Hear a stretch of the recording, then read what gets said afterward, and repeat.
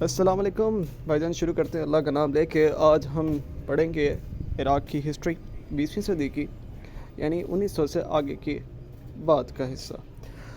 تو 1900 سے پہلے یہ سارا جو علاقہ تھا آپ کے پاس، یہ اوٹومن امپائر کے قبضے میں تھا۔ آپ کے پاس میں BBC کی عراق پروفائل شو کر رہا ہوں، جس کے اندر یہ بتایا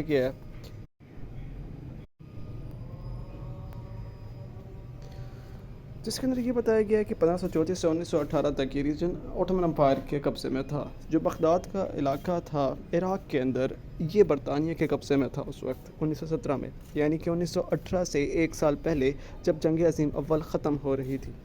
1920 کے اندر لیگ آف نیشن کا قیام ہوا، تو اس نے اپنے ممبران کو اجازت دی کہ بھائی جان جو جرمنی کی اور جو آپ کے پاس ترکوں کی جو کالونیز ہے دوسرے بر اعظموں میں، ان کے اوپر آپ اپنا رول، اپنی حکومت، اپنا قبضہ جما سکتے ہیں۔ تو برطانیہ کا پہلے ہی ادھر اکثر و رسوخ موجود تھا، کیونکہ بغداد پہلے ہی برطانیہ کے قبضے میں تھا۔ انہوں نے آپ کے پاس عراق پہ قبضہ کر لیا اور پورے عراق کے اندر بغاوت کی لہر پھیل گئی۔ 1921 کے اندر آپ کے پاس فیصل اول، جو کہ بیٹا تھا حسین بن علی کا، حسین بن علی جسے عرب اپنا بادشاہ بنا چکے تھے 1916 میں، یعنی جنگ عظیم اول سے 2 سال پہلے، اس کا تیسرا بیٹا، تیسرا منا فیصل اول، جس کے پاس پہلے ہی سیریا کا علاقہ موجود تھا، اسے عراق بھی دے دیا گیا۔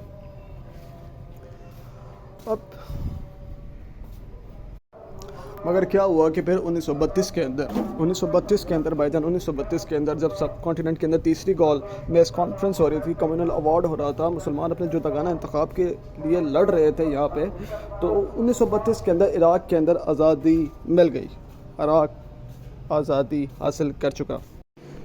جی بھائی اور بہنوں، ہم آزاد کروا چکے ہیں عراق کو۔ عراق سے آگے بڑھتے ہیں بھائی جان، نہیں عراق میں ہی رہتے ہیں۔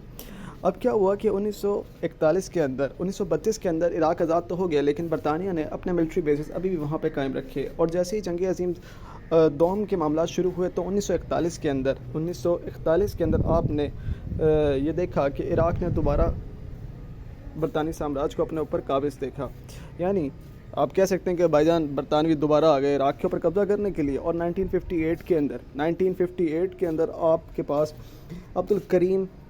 عبدالکریم قاسم نے ریولوشن لیڈ کی اور عراق کو دوبارہ آزاد کروایا برطانوی سامراج سے۔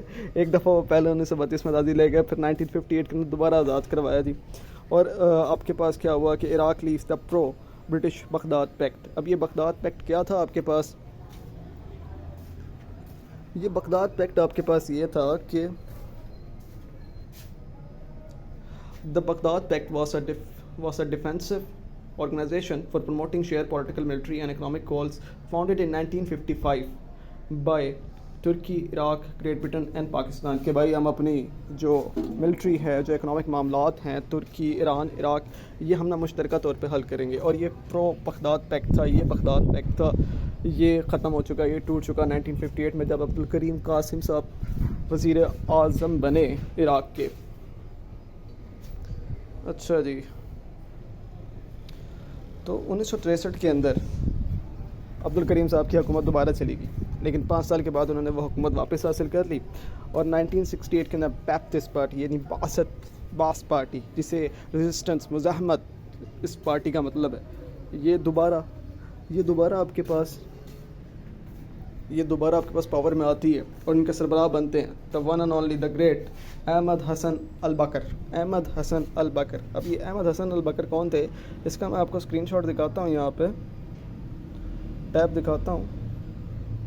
Ahmad Hassan al Bakr was the 4th president of Iraq, ٹھیک ہے، 1968 سے لے کے 1979 تک، یعنی کہ جب تک صدام حسین نہیں آیا تھا، یہ اس پہ قابض تھے عراق کی حکومت کے اوپر، اور انہی کو ہٹا کے صدام حسین آیا تھا۔ اب ان کی جو رجیم تھی 1968 سے لے کے 1979 کے تک، انہوں نے کیا کیا تھا کہ جو عراق کی تیل کی کمپنیاں تھیں ان کو نیشنلائز کر دیا تھا، ان کا جو کردش پروونس تھا، ٹھیک ہے، اس کی اٹانومی کو انہوں نے کم کر دیا تھا، اس کے اختیارات کو انہوں نے کم کر دیا تھا، اور یہ کردش ریجن آپ میپ میں دیکھ سکتے ہیں، میں آپ کو میپ یہاں ٹیپ کی صورت میں دکھا دوں گا۔